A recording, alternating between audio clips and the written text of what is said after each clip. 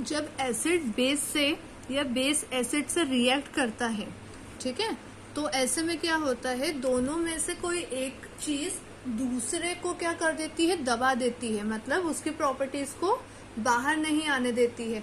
तो इस रिएक्शन को बोला जाता है, इस कंडीशन को बोला जाता है न्यूट्रलाइजेशन रिएक्शन।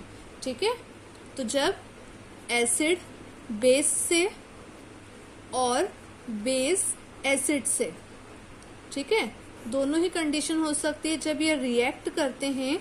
ऐसे कंडीशन में एक जो है एसिड या तो बेस का या बेस एसिड की प्रॉपर्टी को क्या कर देता है, इफेक्ट को कम कर देता है।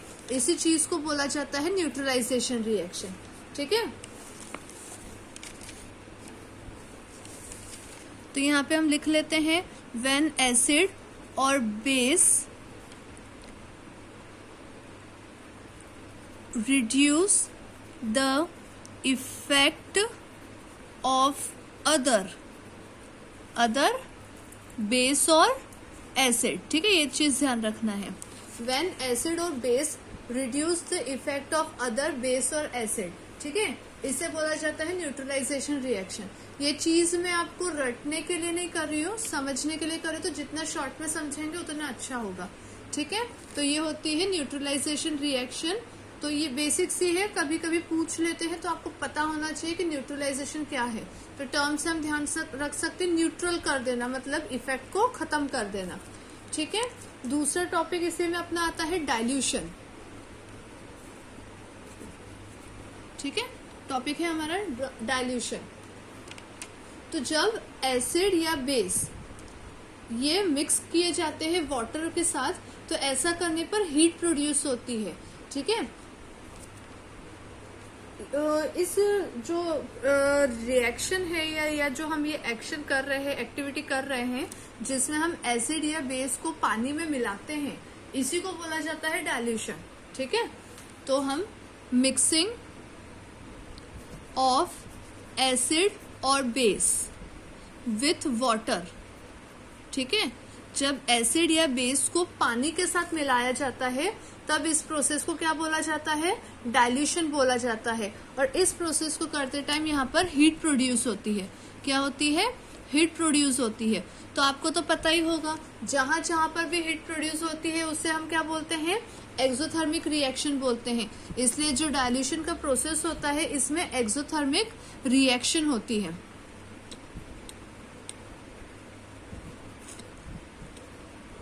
ठीक है, तो ये चीज ध्यान रखना है। डाइल्यूशन क्या होता है, जब एसिड या बेस को पानी के साथ मिलाया जाता है तो उसे डाइल्यूशन बोलते हैं।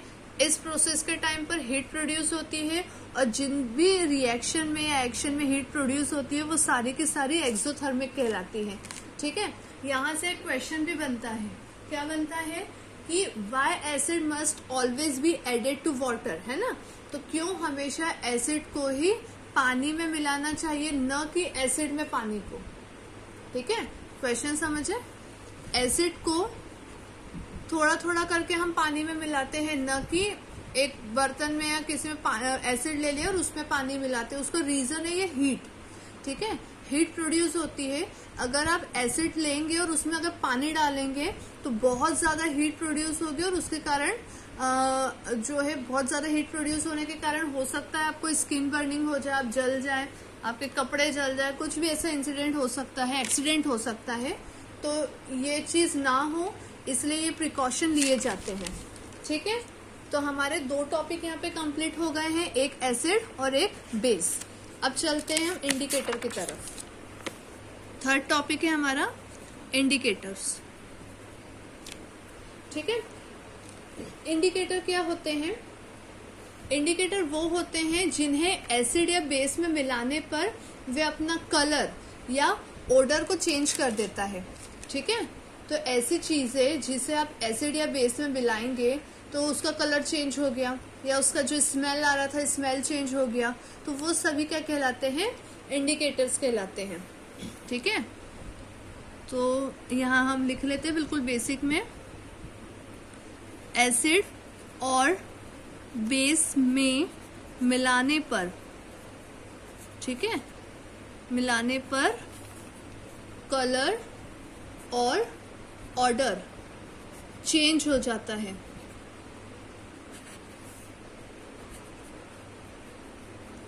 उन्हें हम बोलते हैं इंडिकेटर्स। बहुत सिंपल चीज लैंग्वेज में मैं बता रही हूँ, हिंदी इंग्लिश मिक्स करके, ताकि चीजें जल्दी समझ में आती है इससे। एसिड और बेस में मिलाने पर कलर और ऑर्डर चेंज हो जाता है, उसे हम बोलते हैं इंडिकेटर। अब ये जो इंडिकेटर होते हैं ये 4 टाइप के होते हैं, तो मैं आपको एक फ्लो चार्ट के थ्रू समझाती हूँ इसे। ठीक है, तो हम यहाँ पे फिर से लिखते हैं इंडिकेटर। जैसा कि मैंने आपको बताया 4 होते हैं, 4 टाइप के होते हैं, तो इस तरह से हम बना लेते हैं 1 2 3 एंड यहाँ पे लास्ट वन 4। पहला होता है नेचुरल इंडिकेटर। सेकंड होता है सिंथेटिक,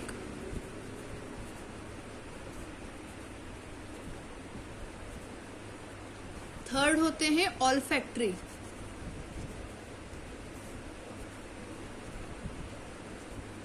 और लास्ट वन है यूनिवर्सल इंडिकेटर। ठीक है, तो इंडिकेटर जो होते हैं वो 4 होते हैं। कौन कौन से होते हैं 4? ये देखिए, natural indicator, synthetic indicator, olfactory indicator and universal indicator. अब नेचुरल इंडिकेटर मतलब ऐसे इंडिकेटर्स जो हमें नेचर के थ्रू मिलते हैं हमें। ठीक है, हम कुछ नहीं करते उसमें, नेचर के थ्रू हमें डायरेक्टली मिलते हैं, वो सारे क्या कहलाते हैं? नेचुरल इंडिकेटर्स कहलाते हैं। जैसे कि हम बात करें लिटमस की। अब जो लिटमस होता है, ये लिटमस एसिड और बेस में अलग अलग कलर देता है। ठीक है, तो लिटमस जो होता है, यहाँ पे अपन साइड में लिख लेते हैं अच्छे से, फिर से हेडिंग डाल लेते हैं नेचुरल इंडिकेटर। यहाँ पे मैं आपके लिख देती हूँ एसिड और बेस। ठीक है, तो कुछ नेचुरल इंडिकेटर्स के हम नाम लिखते जाएंगे। एसिड में क्या कलर होता है और बेस में क्या कलर हो जाता है वो भी लिखते जाएंगे, जो कि पूछा भी जाता है। और ये इस तरीके से जब हम नोट्स बनाएंगे तो अच्छा भी रहेगा आपको समझने के लिए। ठीक है, तो हम पहला लिख लेते हैं यहाँ पे लिटमस पेपर, लिटमस। अब लिटमस जो होता है, एसिड में क्या होता है? रेड, और बेस में क्या हो जाता है कलर इसका? ब्लू। रेड कैबेज है ना, लाल पत्ता गोभी जो होता है, ये भी एसिड में रेड कलर होता है इसमें। ठीक है, एसिड में रेड होता है, लेकिन बेस में इसका कलर ग्रीन कलर हो जाता है। टर्मरिक, हल्दी, टर्मरिक का कलर एसिड में जो होता है वो येलो होता है। ठीक है, एसिड में इसका कलर येलो होता है, वही बेस में इसका कलर रेड ब्राउन हो जाता है। ठीक है, एसिड में इसका कलर येलो होता है, लेकिन बेस में ये रेड ब्राउन हो जाता है। फ्लावर्स,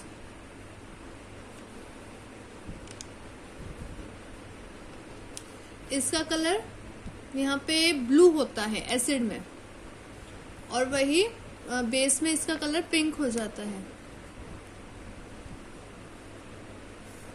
फ्लावर्स ऑफ हाइड्रेंजिया है।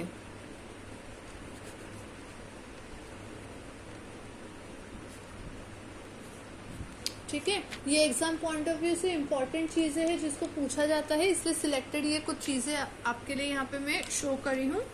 तो हमने यहाँ पे कितने लिखे हैं? 4 चीजें लिखी है। लिटमस है, कैबेज है, टर्मरिक है और फ्लावर है। ठीक है, तो इनका कलर जो है एसिड में अलग होता है और बेस में अलग होता है। अब हम देख लेते हैं सिंथेटिक इंडिकेटर क्या होते हैं।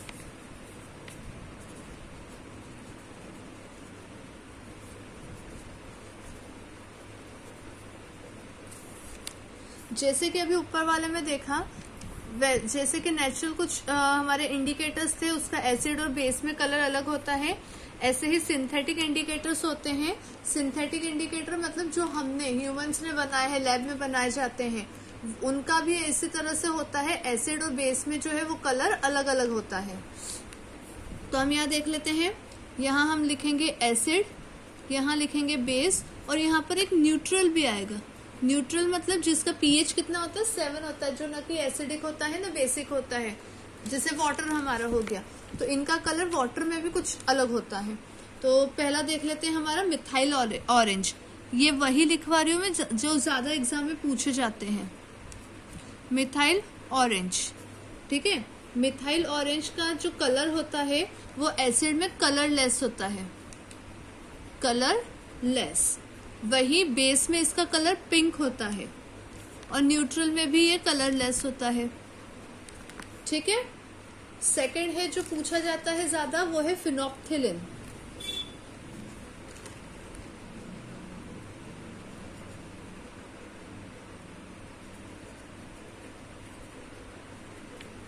ठीक है, फिनोप्थिलिन का एसिड में जो कलर होता है वो रेड होता है, बेस में इसका कलर येलो होता है और न्यूट्रल में इसका कलर ऑरेंज होता है। ठीक है, ये दो जो मैंने लिखे हैं ये बहुत इंपॉर्टेंट है, ये पूछे जाते हैं एग्जाम में ज्यादा।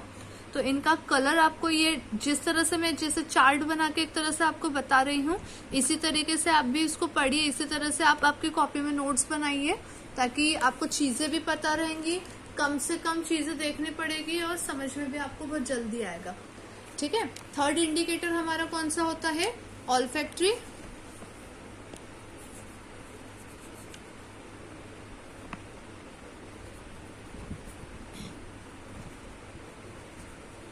ऑल्फैक्टरी इंडिकेटर, इसमें जैसे कि हमने नेचुरल और सिंथेटिक में पढ़ा, यहाँ पे कलर चेंज होता था, लेकिन ऑल्फैक्टरी इंडिकेटर में इनके ऑर्डर चेंज होते हैं। ठीक है, जैसे कि जनरली इसमें क्या होते हैं, जो बहुत पंजेंट स्मेल वाले होते हैं ना, पंजेंट मतलब जिनकी स्ट्रॉन्ग स्मेल होती है, जैसे कि हम बात करें वेनिला हो गया, ऑनियन हो गया, है ना, प्याज की स्मेल बहुत स्ट्रॉन्ग होती है, वैसे ही वेनिला भी होता है, उसका भी अपना स्मेल जो होता है वो बहुत ज्यादा स्ट्रॉन्ग होता है। तो ऐसी चीजें जिनकी स्मेल जो है बहुत ज्यादा स्ट्रॉन्ग होती है वो सारे ऑल्फैक्टरी इंडिकेटर्स में आते हैं। और ये इनकी खासियत ये होती है, जैसे मैंने आपको वेनिला और ऑनियन की बात करी, ये जो है वो एसिड में इनकी स्मेल आती है लेकिन बेस में इनकी स्मेल नहीं आती है। ठीक है, तो जैसे वेनिला लिख लेते हैं यहाँ पे हम, एंड ऑनियन। ठीक है, ये जो होते हैं इनकी स्मेल एसिड में ही आपको आएगी। जैसे आपने इसका जूस लिया और उसमें आप एसिड मिलाएंगे तो एक पंजेंट सी स्मेल, अलग से स्मेल आएगी, बट अगर आप बेस इसमें मिलाओगे तो बेस के सॉल्यूशन को मिलाने पर इसमें कोई स्मेल नहीं आती है। तो ये एसिड में स्मेल आती है। ठीक है, और बेस में यहाँ पे कोई रिएक्शन नहीं होता है, कोई स्मेल ही नहीं आएगी आपको बिल्कुल। ठीक है, तो ये बेसिक सी चीज होती है, तो ये ध्यान रखना है। ऑल्फैक्टरी इंडिकेटर में वो चीजें आती है जिनकी एक अपनी पंजेंट स्मेल होती है। यहाँ पे universal, last one,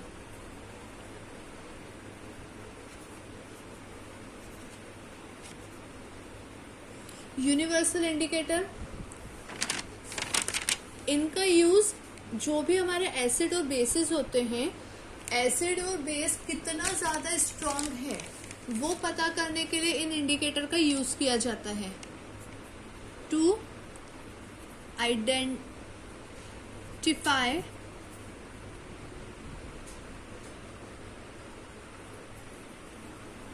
strongness of acid और बेस। ठीक है, एसिड और बेस की स्ट्रॉन्गनेस को पता करने के लिए यूनिवर्सल इंडिकेटर का यूज किया जाता है। इसके अलावा यूनिवर्सल इंडिकेटर में क्या होता है ना, बहुत सारे जो इंडिकेटर्स होते हैं उनको मिलाकर एक सॉल्यूशन तैयार किया जाता है और फिर उस सॉल्यूशन के अलग अलग स्टेप्स के अकॉर्डिंग, अलग अलग मेथड के अकॉर्डिंग टेस्टिंग होती है। ठीक है, तब जाकर एक एक एसिड और बेस जो है वो अलग होता जाता है। तो हम बोल सकते हैं यूनिवर्सल इंडिकेटर जो होता है वो होता है मिक्सचर ऑफ सेवरल इंडिकेटर्स। ठीक है, मिक्सचर ऑफ सेवरल इंडिकेटर्स होता है।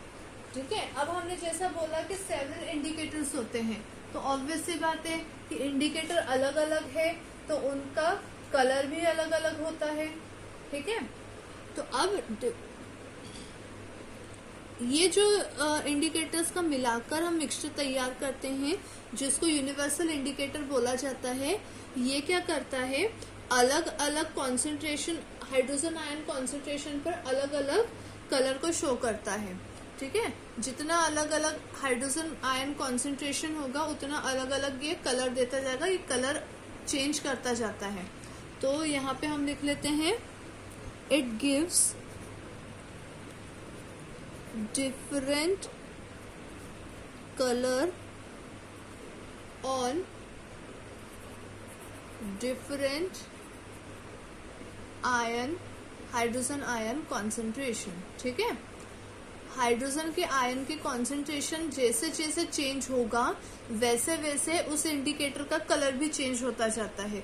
तो ये इसकी एक खासियत होती है। ठीक है, दो चीजें इसमें स्पेशल है। पहला तो यूनिवर्सल इंडिकेटर एसिड और बेस की स्ट्रेंथ को बताने के काम में आता है, और दूसरा यूनिवर्सल इंडिकेटर जो होता है वो अलग अलग इंडिकेटर का मिक्सचर होता है, जो कि अलग अलग हाइड्रोजन आयन कॉन्सेंट्रेशन पर अलग अलग कलर देता है। ठीक है, तो ये इसकी खासियत होती है। तो यहाँ पर हमारा थर्ड टॉपिक जो था हमारे इस चैप्टर का वो भी कंप्लीट हो गया है। ठीक है,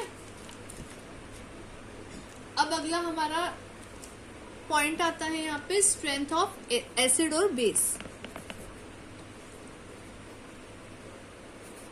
स्ट्रेंथ ऑफ एसिड और बेस। तो किसी भी एसिड का और बेस का स्ट्रेंथ जो होता है वो हाइड्रोजन आयन के ऊपर डिपेंड करता है। ठीक है, it depend on hydrogen ion और OH माइनस आयन। किसी भी सॉल्यूशन में कितने ज्यादा आयन्स प्रेजेंट है उस पर एसिड और बेस की स्ट्रेंथ जो है वो डिपेंड करती है। तो इट डिपेंड्स अपॉन हाइड्रोजन और OH minus ions present in solution. ठीक है, किसी भी सॉल्यूशन में H प्लस और OH माइनस आयन कितने प्रेजेंट है उस पर एसिड और बेस का स्ट्रेंथ जो है वो डिपेंड करता है। ठीक है, जितना ज्यादा हाइड्रोजन आयन होगा उतना ज्यादा वो स्ट्रॉन्ग होगा। ठीक है, देखिए हाइड्रोजन आयन जितना ज्यादा होगा उतना ज्यादा स्ट्रॉन्ग एसिड होता है, और OH माइनस आयन जितना ज्यादा होता है उतना स्ट्रॉन्ग बेस होता है। तो ये चीज होती है, ये चीज ध्यान रखनी है आपको। हमने स्टार्टिंग में भी पढ़ा था H प्लस आयन जो है वो एसिड के लिए होता है, और OH माइनस आयन जो होता है वो बेस के लिए होता है। तो सीधी सी बात है, H प्लस आयन जितने ज्यादा होंगे स्ट्रॉन्ग एसिड होगा, OH माइनस आयन जितने ज्यादा होंगे उतना ज्यादा स्ट्रॉन्ग बेस मिलेगा हमें। ठीक है, तो इस तरह से आयन पे डिपेंड करता है कि स्ट्रेंथ क्या होगी एसिड की और बेस की। चलिए नेक्स्ट हम देख लेते हैं हमारा पीएच स्केल। ठीक है, ये जो पीएच स्केल होता है ये हाइड्रोजन आयन को मेजर करने के काम में आता है, बेसिक से अगर बात करें तो। ठीक है, तो ये चीज ध्यान रखना है, पीएच स्केल जो होता है वो हाइड्रोजन आयन को मेजर करने के काम में आता है। किसी भी सॉल्यूशन में हाइड्रोजन आयन कितने ज्यादा है, जितना ज्यादा हाइड्रोजन आयन होगा उतना ज्यादा स्ट्रॉन्ग एसिड होगा, जितना कम होगा मतलब उतना वीक एसिड होगा। सीधी सी बात है। ठीक है, तो क्या है हमारा पीएच स्केल, यहाँ पे लिख लेते हैं हम, used to measure hydrogen ion. ठीक है, use to measure hydrogen ion. PH scale जो होता है वो हाइड्रोजन आयन को मेजर करने के लिए होता है। अब यहाँ पर ही बात करें, ये जो पीएच हम इस तरह से लिखते हैं, यहाँ पे पी जो होता है ये किसके लिए होता है, पोटेंस के लिए। ठीक है, एक टर्म होती है पोटेंस जिसका मतलब होता है पावर। ठीक है, पी जो होता है उसका मतलब होता है पोटेंस। ये पोटेंस टर्म को यूज करता है जिसका मतलब होता है पावर। ये पोटेंस जो है वो जर्मन लैंग्वेज का वर्ड है। ठीक है, जर्मन लैंग्वेज का वर्ड है पोटेंस, जिसका मतलब होता है पावर। और H मतलब क्या होता है, हाइड्रोजन आयन। तो हाइड्रोजन आयन के पावर को मेजर करने के लिए हम pH का यूज करते हैं, ठीक है। अब ये जो pH होता है उसके लिए एक स्केल का यूज करते हैं। हम pH स्केल बात करें तो ये जो pH स्केल होती है इसमें 0 to 14, 0 से लेके 14 तक की इस तरह की मार्किंग होती है इसमें, ठीक है। तो अगर किसी का भी pH जो है वो 0 होता है मतलब वो बहुत ज्यादा क्या होगा, वेरी एसिडिक। जितना ज्यादा नंबर कम होगा वो उतना ज्यादा एसिडिक होगा, और जितना ज्यादा नंबर होगा उसका वो उतना बेसिक या अल्कलाइन कहलाता है।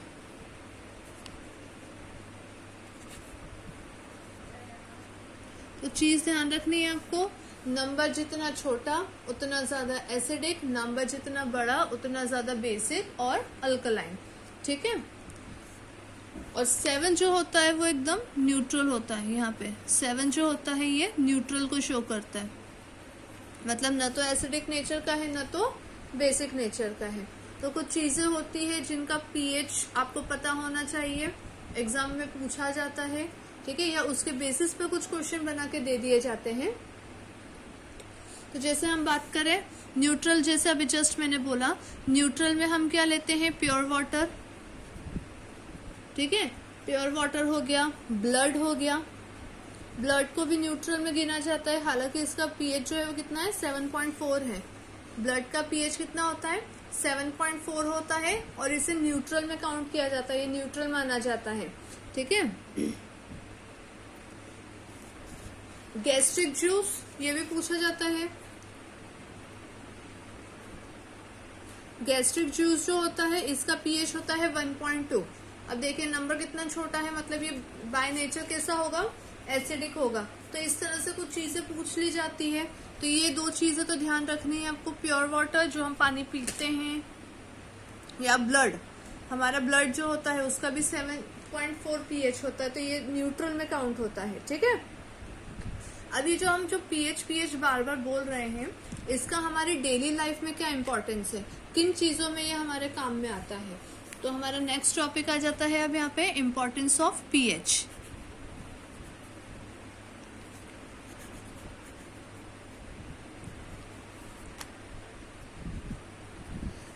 जितने भी प्लांट्स होते हैं, एनिमल्स होते हैं, ये pH सेंसिटिव होते हैं, ठीक है।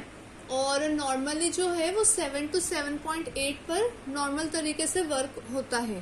तो हम बोल सकते हैं 7 to 7.8 ये वाला pH जो है वो बिल्कुल सही होता है किसी भी चीज को काम करने के लिए। उससे ज्यादा और उससे कम अगर pH हो जाता है तो वो कहीं ना कहीं चीजों को अफेक्ट करने लगता है। जैसे हम हमारी बात करें डाइजेस्टिव सिस्टम की, ठीक है, किसकी बात कर रहे हैं हम, डाइजेस्टिव सिस्टम। आप सभी को पता होगा एक चीज, डाइजेस्टिव सिस्टम के लिए, हमारे डाइजेशन के लिए हमारे स्टमक में कंटिन्यूअसली HCl सीक्रेट होता है। क्या, HCl, हाइड्रोक्लोरिक एसिड, ठीक है, एसिड है, हाइड्रोक्लोरिक एसिड होता है। ये एसिड कंटिन्यूअसली हमारे स्टमक में रिलीज होता है। अब इस एसिड का काम क्या होता है हमारे स्टमक में, तो हम जो भी खाना खाते हैं तो ये एसिड क्या करता है, खाने के साथ आने वाले जो भी बैक्टीरियाज होते हैं उनको मारता है, ठीक है। तो ये बैक्टीरिया को, जर्म्स को किल करने का काम करता है एसिड, जिससे हम बीमार ना पड़े, ठीक है। अब यही एसिड जो होता है अगर हमारे पेट में, हमारे स्टमक में ज्यादा अमाउंट में सिक्रेट हो जाता है तो ये एसिडिटी क्रिएट करता है, जिससे पेन, इरिटेशन होता है। तो इसको कम करने के लिए मिल्क ऑफ मैग्नीशिया लिया जाता है, ठीक है, मिल्क ऑफ मैग्नीशिया लिया जाता है। ये बेसिक नेचर का होता है। मिल्क ऑफ मैग्नीशिया को हम क्या बोलते हैं, एंटासाइड बोलते हैं, ठीक है, एंटासाइड। तो ध्यान रखिएगा, ये चीज आपने बार बार सुनी भी होगी कि जब भी एसिडिटी हो रही है, डाइजीन ले लो। डाइजीन मतलब क्या है, एंटासाइड है, जिसमें क्या होता है, मिल्क ऑफ मैग्नीशिया होता है, जो कि बेसिक नेचर का होता है, जो कि हाइड्रोक्लोरिक एसिड की एसिडिटी को कम करने का काम करेगा, ठीक है। अब इसी का एक चीज और डेली रूटीन वाला, जैसे कि हमारे लिए हो गया, हम जैसे टूथपेस्ट का यूज करते हैं तो वो टूथपेस्ट जो होती है वो भी बेसिक नेचर की होती है, ठीक है, क्योंकि हमारे जैसे दांत जो होते हैं, टूथ एनेमल जो होता है हमारा,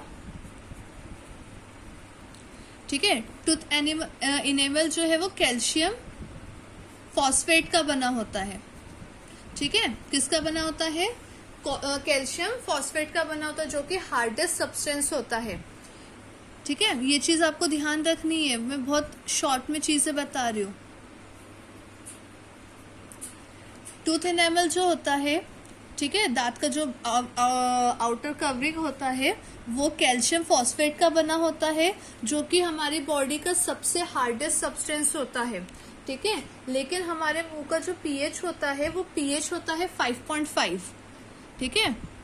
पीएच ऑफ माउथ जो होता है हमारा वो क्या होता है, 5.5 होता है, मतलब कैसा होता है, एसिडिक होता है। यही एसिडिक जो मीडियम हो जाता है ये बैक्टीरिया वगैरह को क्रिएट करता है, जो कि हमारे दांत में खाना वगैरह रह जाता है, उससे बैक्टीरिया जो बनते हैं वही हमारे मुंह के पीएच को क्या कर देता है, 5.5 तक ले जाता है। और यही एसिड जो होता है वो हमारी बॉडी के हार्डेस्ट सब्सटेंस मतलब टूथ इनेमल को खराब करने का काम करता है। इसलिए हम जो टूथपेस्ट का यूज करते हैं वो बेसिक लेते हैं, जिससे हमारे मुंह का पीएच जो है वो 5.5 से बढ़ जाए, मतलब न्यूट्रल की तरफ चला जाए, जिससे हमारे दांतों को कोई नुकसान न पहुंचे। तो ये डेली रूटीन की चीजें हैं, इसलिए हमारा टॉपिक जो है वो भी क्या है, importance of pH in daily life, ठीक है। तो हम डेली लाइफ में जो चीजें यूज करते हैं वो कहीं ना कहीं पीएच की बेसिस पर ही होती है। एक चीज और है यहाँ पर डेली रूटीन वाली ही, जैसे कि अगर आपको चींटी या हनी भी काटती है, चींटी काटती है तो हमें जलन होती है, तो वो जो एंट होता है, एंट का जो स्टिंग होता है उससे एक एसिड रिलीज होता है जिसे बोला जाता है मिथेनोइक एसिड, ठीक है। इस एसिड की एसिडिटी को कम करने के लिए, जलन को कम करने के लिए बेकिंग सोडे का यूज किया जाता है। ये भी चीज पूछी जाती है, बहुत छोटी सी चीज है जो कई बार हम ध्यान नहीं देते हैं। तो जब चींटी या मधुमक्खी काटती है तो उनमें जो एसिड होता है उस एसिड के कारण हमें जलन होती है, तो उस जलन से, उस इरिटेशन को कम करने के लिए हमेशा बेकिंग सोडे का यूज किया जाता है। तो ये जो हमने चीजें पढ़ी है डेली लाइफ में, पीएच का हम क्या यूज कर सकते हैं, किस तरह से हमारे लाइफ में पीएच काम में आता है, ये वो चीजें थी, ठीक है। अब नेक्स्ट टॉपिक पे आते हैं। नेक्स्ट टॉपिक है हमारा सॉल्ट।